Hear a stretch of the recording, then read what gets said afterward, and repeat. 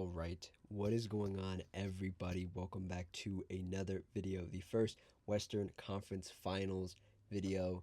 In this video, we're going to talk about the San Antonio Spurs versus the Oklahoma City Thunder and a win for the San Antonio Spurs in a double overtime game against the defending champs, against the reigning MVP, two-time now. And we're going to talk about everything that happened in this game. I have a bunch of notes for this game. This was the perfect game one for Western Conference Finals against these two teams against each other, and two young teams that are the future of this league. So if you like what I have to say, like the video. If you have any opinions, comment it down below. And if you just like the vibes, consider subscribing. So yeah, let's just jump right into it. Game one, Western Conference Finals, Spurs versus Oklahoma. If you hear some noise in the background, I apologize. There's stuff going on in the neighborhood, so if you hear some stuff, I'll try to pause it when it happens. But hopefully, it should be drowned out enough. I mean, I have soundproofing, and I have a thing on this microphone now, so it should be a little bit better, I'd hope. So yeah, some things of note before we jump into the actual game. No De'Aaron Fox for the San Antonio Spurs. Like I had alluded to in my last video when I talked about the Timberwolves versus the Spurs, De'Aaron Fox sustained an ankle injury during that game. He did come back to play in that game. Didn't play too much in the second half, and then I guess they ruled him out for this game with the same ankle issue that was at the end of that Timberwolves game. So no De'Aaron Fox. I thought that was going to be huge for the Spurs, that they didn't have De'Aaron. It turned out it wasn't that big of a deal, but it kind of was. Obviously, in a double overtime game, you wish you had like your second best player, but you take these losses where you can get it, and it wasn't a huge loss by any means for the Spurs, especially when the outcome is a win for them.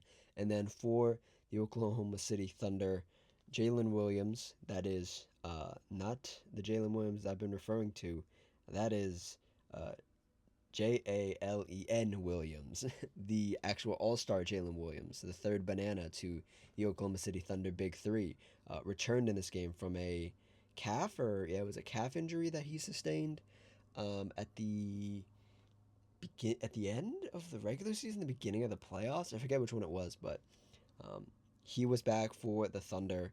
So everybody's healthy for the Thunder. The San Antonio Spurs are missing their second best player, and I'm going to say this right here and right now. I'm going to refer to this game as the night the San Antonio Spurs saved basketball, because aside from the obvious fact, a double overtime game and a result where the Thunder lose is always a good time, is always a good thing. But in the manner that it happened, and the absolute like cinematic gravity and the visual of this game was incredible. It felt incredible to watch. It was one of those games where you're watching it in real time. At least I am, and I'm like grateful that I'm able to watch this game, even though there was some like BS and there was some like stuff going on throughout this game. Um, this is why I like basketball. This is why I like sports, because it makes you feel good. It tickles your brain a little bit. It makes you feel good, like in your chest, in your heart. That's why I like basketball. And this is one of those games, and we'll get to some more details about that in a moment, but I just want that to be clear at the top here that, like, to me, this was the night that the Spurs saved basketball, because once you win this game one against the defending champs, against the MVP and Shai Gilgeous-Alexander, two-time MVP now, in their home, in their city, you take game one, it flips the series on its head. So now the Spurs have the advantage no matter what. Whether they lose in game two because they're tired from game one, it doesn't matter. They stole one in Oklahoma, and that's what matters. So let me get into my notes here. The first half, I don't want to say there wasn't a lot going on, but it was feeling each other out, throwing haymakers at each other. Victor Wembanyama starting to percolate a little bit. Keep that in mind. Victor Wembanyama was just percolating in the first half. And let's get into my notes here. So the Spurs are out to a great start, and the first thing I noticed on defense for the Spurs was they were closing down passing lanes very well. And what this Oklahoma City Thunder team likes to do, especially with J Dub being back, Jalen Williams being back, especially with Shai being reinvigorated with his second MVP trophy, They like to get it downhill. They like to penetrate the paint, and then they like to kick it out, rinse and recycle. Whether it gets back to that same player that initially got it into the paint to go up for a mid-range shot, or a lob, or they throw it into Isaiah Hartenstein to throw a lob for Chet, or they spin it back out and it's a three. That wasn't happening in the first half. The San Antonio Spurs used their athleticism, used their length at times, and used their just know-how how the Oklahoma City Thunder team plays to close off those passing lanes. And it made a lot of Oklahoma City Thunder players like double think. And in the throughout the game, Wemby just being by the paint made players double think about shots as well. So you're closing off passing lanes, you're closing off shots. Just like I always, I always had this thought, right? And this is a little off topic, but there are good 3-point shooters, right? Like I call them thought 3-point shooters. Like the thought of them shooting a three is a good idea, but are they really a good 3-point shooter? Maybe not. But in this case of this game, Victor Wembanyama is that good defender, and he puts fear into other players on the other team. And he just alters the shot just by looking at him, just standing there, like just putting his arm up halfway. And those were the little things that I think really got into Oklahoma's head. And the game is going to have to be played mentally. And I think this first game, the Thunder won the game mentally. Or, pardon me, the Thunder lost the game mentally, and the Spurs won the game mentally. Getting back into these notes here, Wemby had a double double at halftime, 10 rebounds, 10 points, altering every shot for Oklahoma, altering every shot. Whether he actually gave it a full effort to alter the shot, or he just kind of like stood there and put his hand up halfway just so he wouldn't get a foul, he had every Oklahoma City Thunder player thinking about the shot they were taking and thinking about, can I go up with this? Especially on the layups. Wemby didn't have too many chase down blocks in this game, but like when you got in the half court setting, the Thunder were very, I won't say scared, but very like worrisome. Like they were just like, where is he? He's right here. Okay, I got to kick it out, and they would just like pass it out, and then they would start to overpass the ball. And then heading into the second half here, um, the minutes with Wemby, the Spurs just barely holding on, loving the substitutions for the Spurs. The substitutions were great. I've given Mitch Johnson a lot of flack for his out of timeout plays, his X's and O's. But the substitutions, I think, were great. Matching every chess move that the Thunder were trying to make with his own chess move. Having Wemby in at certain points when he really needed to be in there. Having Luke Cornett out there when he only just needed to be out there for like 3 minutes, 4 minutes. How many minutes did Luke Cornett play? 9 minutes. So yeah, it's very strategic. Like, okay, Luke Cornett, you're gonna play 2 minutes here, 3 minutes here, 2 minutes, 1 minute here, and we're gonna let Wemby rest for those couple minutes, and then in timeouts, and then that's it. And then Wemby has to go back out there because, like I said, the Spurs barely holding on, just barely, Um, Dylan Harper also continued his steady play throughout this second half. I've just been so impressed with Dylan Harper. He did get the start this game, so it really was the young lineup out there for the Spurs. Harper, Castle, Vassell, Champagny, Wenbanyama, all playing 40 plus minutes, 47, 49, 51, 49, 44. All of them in double digits scoring, 24, 17, 13, 11, 41. I'll let you know who the 41 is in a minute.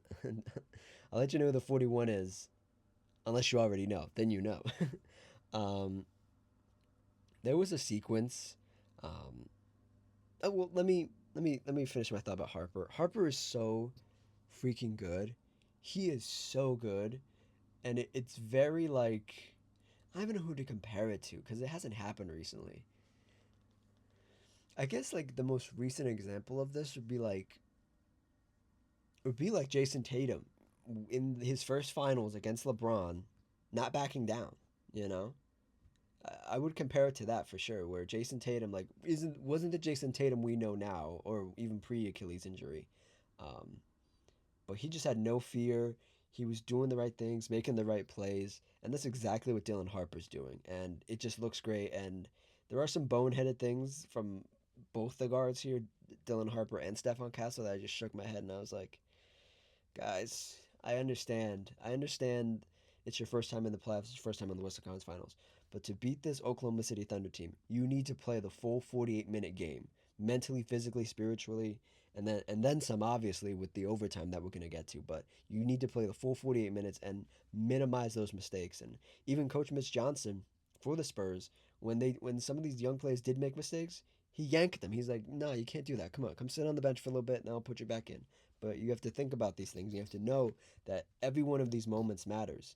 And I think the most striking thing in the positive for Oklahoma, because there aren't a lot of positives for Oklahoma, um, that they look like the more mature team, which is not a crazy thing to say, or like it's a very obvious thing to say, but they look like the more mature team and they understood the moment. And guys like Alex Crusoe, let me see here, guys like Alex Crusoe, guys like Lu Zhang Dor, guys like Rizzy, Kason Wallace sort of knew the moment, um, and tried to work within that moment, but um, the Spurs just almost obliterated this Thunder team at points. Getting to the sequence that I want to talk about here, there was a sequence where Wemby got three to four offensive rebounds in a row. Like get it, like the ball would like tip out a little bit, he'd grab it, it would roll out a little bit, it would go off the glass, um, or he'd kick it out and his teammate would shoot it and it went off the rim a little bit. He had three or four of those in a row against three or four Oklahoma City Thunder players. Three blue jerseys were surrounding him, and he would just like tip it, grab it. He never put the ball back down on the floor. It was just up, up, up, one hand, two hands. It was insane, and it it was like so reminiscent of like a very dominant center that is in like year 6 or year 7. He's 22. He's 22. This is his third year in the league. It was so savvy. It was so smart. And I don't mean to like go overly in on like the positives for the Spurs, but there was so much positives for the Spurs, and especially for Wemby. Um, my other note here is that the Spurs really doing it. Oklahoma hanging around. Weird to say. So yeah, at this point in the game, Oklahoma was vulnerable and they were trailing, and it looked like it might be a very easy win for the Spurs. Well, I shouldn't say very easy. It looked like a moderately easy win for the Spurs, and but it looked like the Spurs had control and they were putting on a dominant performance and shocking the world. And it looked.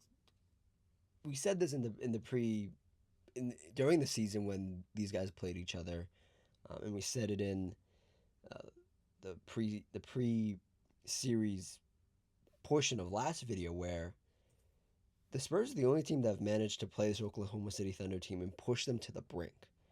Like there are teams that like push Oklahoma for 3 quarters and then in that fourth quarter, Oklahoma just flips the switch, which did happen a little bit in this game, but it wasn't as like aggressive from Oklahoma as it would have been against other teams that weren't named San Antonio.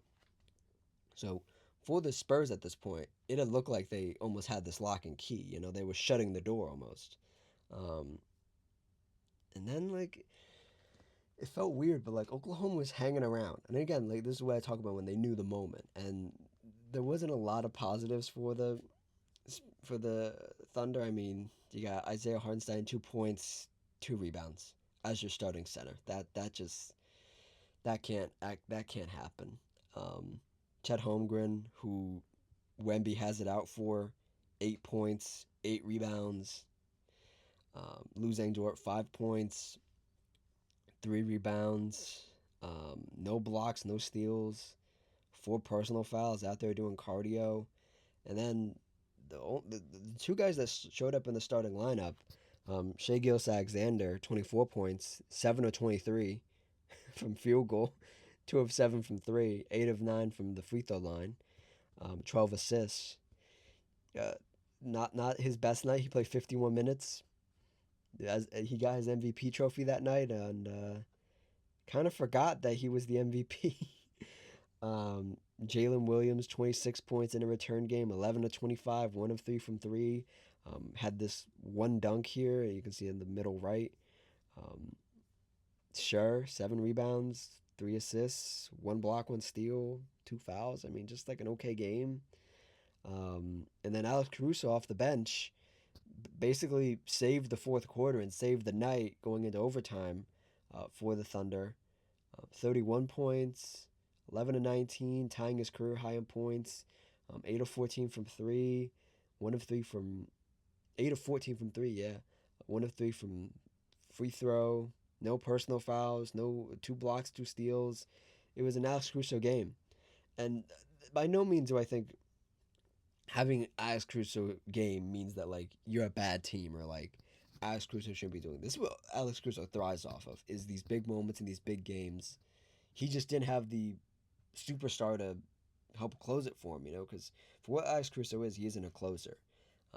He's a very good manager of the game on the defensive end, and he's a very good high IQ player, and he can go on these huge scoring booms, but he's not the guy. He needs a guy to like clean it up, get those last couple shots in to close the game, and those just didn't happen this game for Oklahoma. And yeah, that's my spiel about Oklahoma. There, we'll get back to them in a second.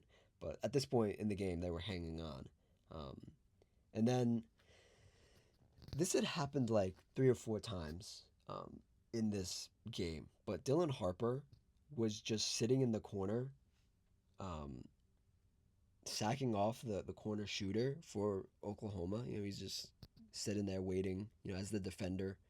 Um, and he would just pop all of these passes. Like I was talking about, the OKC penetration getting downhill, kicking it out to the corner, kicking it out to a shooter. Dylan Harper just like saw 4 of those passes, and just grabbed each and every one of them. It was like a cornerback, or a safety in football. Um, he just stole like 3 of them, and I'm not even sure they recorded those as steal. I mean, we can check right now. Dylan Harper, yes, 7 steals. Yeah, he popped a lot of those passes. Yeah, he popped them. It was incredible to see that for Dylan Harper, especially because he's been so good um, offensively for this team. To get 7 steals in a playoff game is pretty crazy. For the game, yeah, Oklahoma had 14 steals as a team. So Dylan Harper accounted for half of whatever Oklahoma had as a team, just as an individual player, which is insane. So yeah, shout out to Dylan Harper on the defensive end. Um, there's more hype about the Spurs guards here. Um, they were so strong on the box outs and just fighting for every like inch and everything they could get. And they even got a couple rebounds out of it. The guards did when Wemby wasn't out there, and even when Wemby was out there, sometimes Wemby would be like a little too far from the rim, so the guards would like tip it out, or it would roll out because a Spurs guard got it, brought it down, like bounced off his knee or something. But the Spurs would eventually get the possession back, or whatever the case was. It was really good effort from the Spurs guards, and them being so young. I mean, again, I have to talk about the age. Harper, Castle. This is their first conference finals appearance, like, and to be so savvy is amazing. And to talk about the Spurs just a little bit, and they said this on the broadcast as well. Um, they were highlighting the Spurs like defensive assistant coach, um, Sean Sweeney, I believe his name was. Shout out Sean Sweeney, because this was a masterpiece by him. To drop all the stuff that defensively that they wanted to do to Oklahoma, and they did it 100% in spades.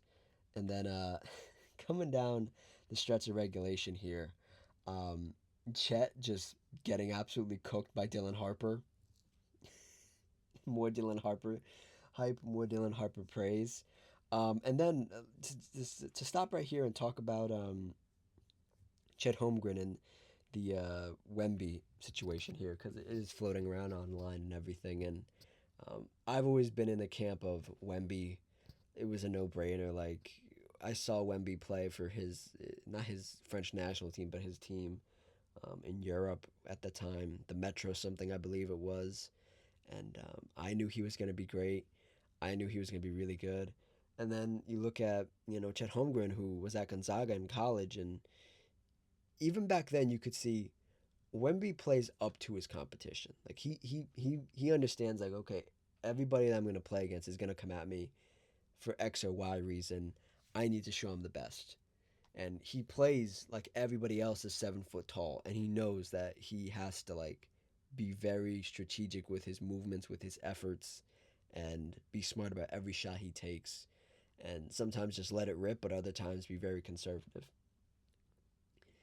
Chet Holmgren plays like a guy who's only played against people who's are been shorter than him his whole life, and he has no real skill when the other 7 footer is actually good.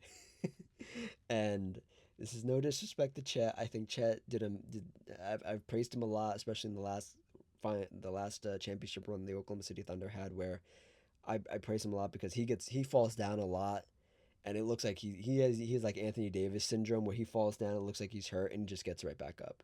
And you have to praise a guy who's 7 feet and just gets right back up and pops right back up. And Chet takes the hits, and he's like a punching bag.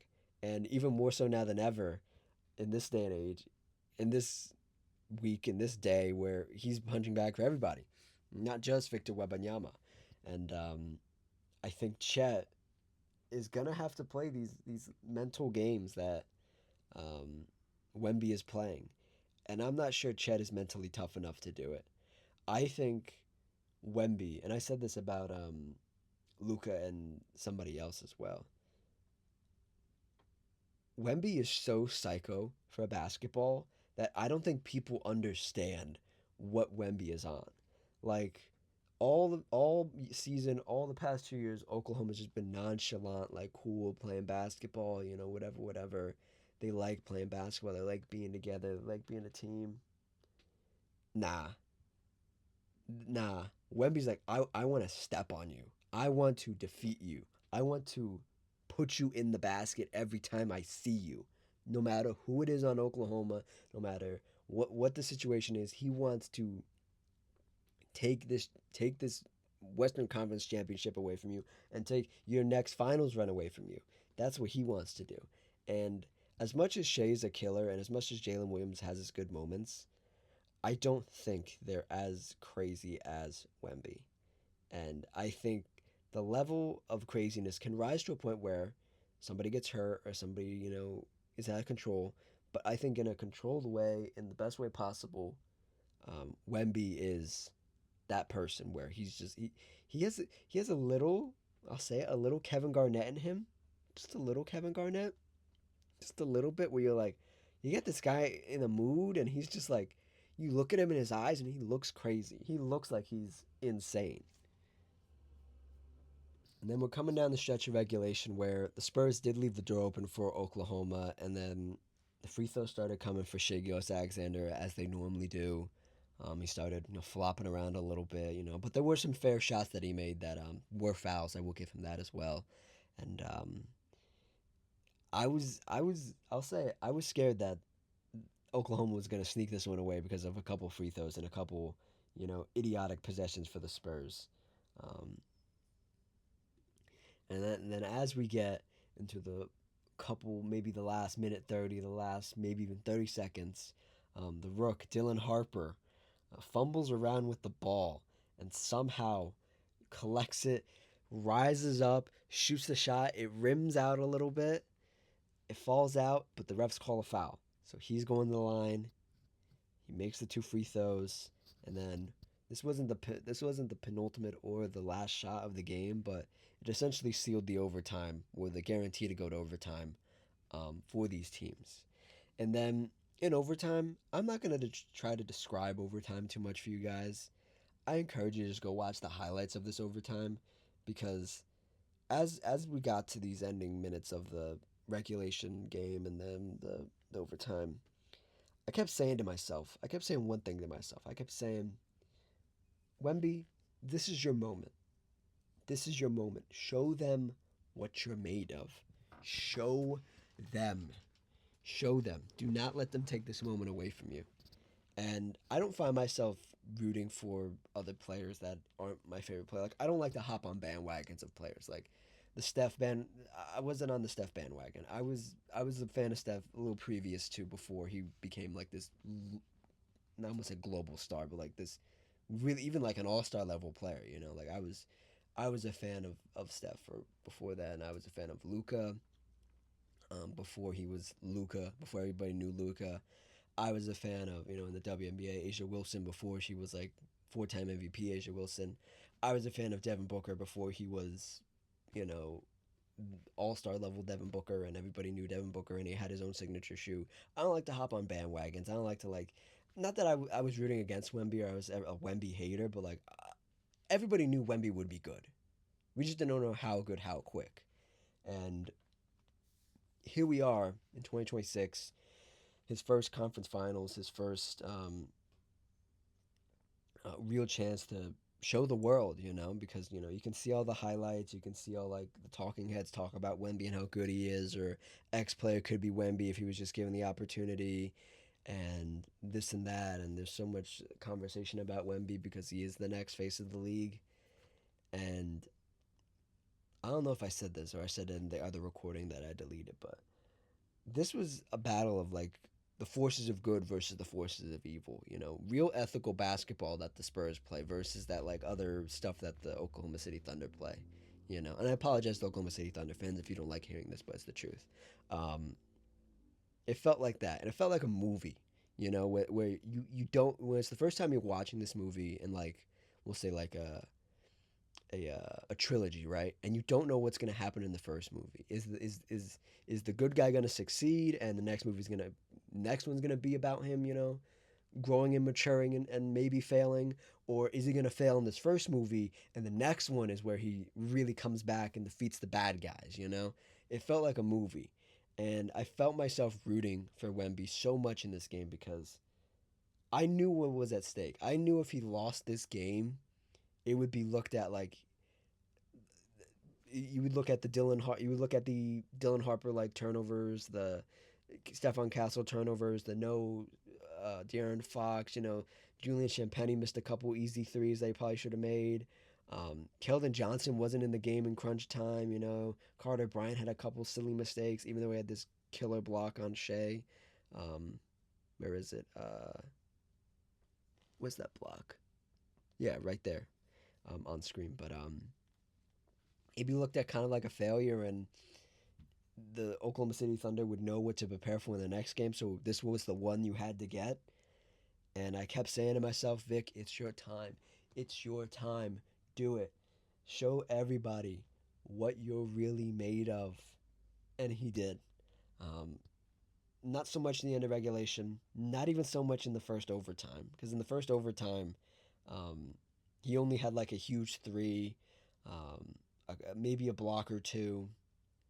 There was some OKC BS in the first overtime, and then in the second overtime, though the second one that Wemby at that point maybe had played what so minus like 4 minutes, so he maybe had played like 45 minutes at that point. Heading into the second overtime, he looked like he was fresh though. It looked like the game had just started for Wemby.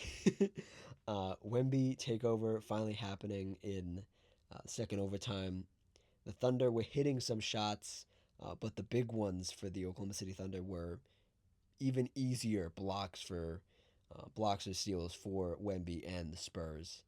And it was incredible to watch. It was incredible to see that young man. And it feels weird to say that because we're around the same age, but he's so much younger still. It's like that young man right there do the impossible. He beat a team that all season up against real competition, against like when the Oklahoma City was fully healthy, looked unbeatable. And he did it. Not by himself. There was help from everybody. I'm not trying to like exclude everybody else from this. Everybody helped out, but Wemby stepped up in the biggest moments possible. Had some killer highlights, and this was a hardwood classic. This was a game where you look back on it, even 5 years, 10 years from now, and be like, "This is where it all started for Wemby. This is where it all started, where everything got real serious, and we started to have real conversations about not just right now because it's like the immediate moment and like recency bias where he is the best player in the world in the NBA. But like going in the next year, regardless of whatever happens, if he has a game, if he has even half of the game he had last night, um, if he has even half the game he had last night, um, it's gonna be an all time conference finals run for Wemby and this Spurs team, and it was just so incredible to watch, and it felt euphoric, you know. It felt like this game won. I want to react, but the tides were turning at least a little bit, or they're really starting to turn, you know, and I felt really satisfied watching this game. I felt very lucky to have been able to watch this game live, and I don't feel that way about many games. The last one I can really think about where I was like, oh my god, this game is really happening. Like that Giannis closeout game comes to mind when the Bucks were in the finals and they closed out the Suns. That was a that was one where I was like, oh my god, this guy, this is a couple years ago. Giannis, the best player in the world. You know, we were saying the same things about Giannis, the best player in the world. You know, like, oh my god, this team is really good. Another one that comes to mind, more recently, is like Steph in the Olympics in that gold medal game where you're just like, this guy's not real. This guy's not human. He's making all these shots. Steph in the against the Celtics and the latest championship ring for him. Um, LeBron versus like the Toronto Raptors his last year in Cleveland. That felt very reminiscent of this game, um, where he hit that runner one handed sideways shot. Oh, yeah, that's what this game is up there with for me. Like in individual performances, but also like the overall feel of the game, like the stress, the elation, all that stuff. That's what this game felt like, um, for sure. Um, some other things I want to make note of in this overtime as well is that like Devin Vassell blocked Chet Holmgren, and that pretty much summed up the Chet Holmgren game last night. Where it was like this guy this guy doesn't play real basketball. He benefits from everybody else around him being great at basketball, and he's just a tertiary, a third, a fourth player on a really good team. Wemby is that guy, and comparing the two feels almost like insulting to Victor. And through the course of this game, I was thinking about it, and I was like, why does this feel so familiar? Why does Chet versus Wemby feel so familiar? And then I thought about it, and there's a guard comparison to this, and it's literally just Steph versus Damian Lillard, where if you watch Steph and Dame, you're like, oh, they play pretty similar. Like, yeah, if you swap them, they'd probably be the same. You know, the teams would be the same. And it's like, no, no, no. There are levels to this. As much as Dame was really good when he was in his prime, he was nowhere near Steph. He was nowhere near him. You could get close. If you wanted to make, like, I want to say like a cheap copy, but like a really good copy, like a really good, like, super good copy of like a designer like bag or something. Dame Miller's that good um, copy, but Steph was the original, the handmade. You know, handmade in Italy. You know, real leather. You know that's what Steph was, and it's the same way for Wemby and Chet, going that way. And then yeah, the other notes I have here, I talked about the Alex Caruso big night. The Stephon Castle 11 turnovers. Did we talk about that? I don't think we talked about that. I think we talked about the Dylan Harper 11 assists and 7 steals, but but Stephon Castle 11 turnovers for 11 assists, so he's equal on assists and turnovers. I'm going to excuse this one time because it was his first conference finals. You going against the MVP. He was trying to guard the MVP to did a pretty good job, but to almost no avail. Um, yeah, I'm gonna give a lot of grace for the Spurs team, just a little bit more than I normally would because it is their first conference finals as a group, and when you have Victor Wembanyama and you have all the stuff like that comes with him, you kind of can get away with doing stupid stuff. In the moment when you're watching the game, are you pulling your hair out? Hell yeah! At the end result, and it's a win, you don't really care. You're like, we got the win. I can definitely be better. You know, me speaking as Stephon Castle, but we won the game. It's okay. It's okay. Um, My last note is game one, steal. Nothing else matters. That sounds about right. That sounds about right. Um, do I have anything else to say? I mean, I don't want to give any pointers or any notes really positively about the Thunder, but um, I think the chess match that I alluded to previously with Coach Mitch Johnson and Coach Mark Dagnall, both Spurs coach and Oklahoma City Thunder coach, um, it's gonna be very interesting to watch because I'm not sure Oklahoma gained enough knowledge from the regular season matchups that the Spurs did. I feel like the Spurs benefited more from playing this team in the regular season, win, lose, draw, whatever the situation was, than the Thunder did. I don't think the Thunder took them seriously. I don't think the Thunder thought the Spurs would be able to make it through the gauntlet that was the Western Conference to get to this point. And I'm not saying they're not prepared, but I'm saying like they're gonna have to like really dig deep and really find some footage and really find some positive things to take away from this game because you can't take away positive things from the regular season because you lost and you only won one of those games, and you can't take away anything positive from this game really because Chet played bad. Jalen Williams played okay enough.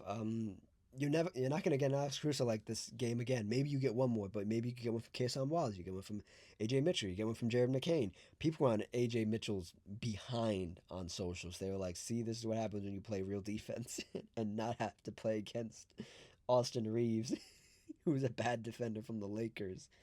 Um, yeah, I mean, the only other thing I could really give a note on is that like Chet, you're gonna have to play the five. You cannot. You're gonna need to play the five, and you're gonna need to have a big game, and you're gonna have to win. Because Isaiah Hartenstein, as much as I like Isaiah Hartenstein and his mind for the rebounding game and his mind for like passing the ball as a big, Isaiah Hartenstein can't be out there. Can't be the starting center. Chet is going to need to be the starting center, and this Oklahoma City Thunder team is going to need to go a little bit smaller. Like Caruso, Kason, McCain, AJ Mitchell. One of these guys is going to need to start, and that would be a bit of a bigger boom. And then my only note for the Spurs going into Game Two is that I hope Fox doesn't come back and mess this all up because Fox is a very ball dominant player. He likes to have the ball. Um, he did some positive things in the last series, but this is a whole different beast, and this is his first conference finals as well. But in game two, like I said, it doesn't really matter. They won this game one. If they win the next one, great. Give up 2-0. If they don't, they stole one already at home, and it flips the series on its head because Oklahoma is supposed to have the home court advantage, and now you kind of have it if you can um, at least make game two competitive, win two in San Antonio, and then win one more in Oklahoma, and then you're in the finals. That's all it takes. Three more games, San Antonio. Three more games to win. Three more. Get it done. But yeah, that's it. That's the video. Um, tomorrow? Yeah, tomorrow will be the first Eastern Conference Finals video. I'm going to keep these separate. I was thinking about doing these all in one video, but this game was so good it deserved its own video. And I thought, well, if the Eastern Conference is bad, or if game two of this is bad, the videos are going to be shorter anyway. So you guys can get long videos, short videos, um, and we can all be happy with that, I think. So more content for you guys, more stuff. And yeah, that's it. Um, check out the video on the left. The end screen should be playing right now. Check out the playlist on the right. If you click my icon, bottom middle, my little icon, my little channel icon, a little subscribe will pop up and you can subscribe with these. Keep up with Western Conference Finals stuff, keep up with Eastern Conference Finals stuff, and keep up with WNBA regular season stuff. Like and comment as well, and I'll see you all next time. Cheers.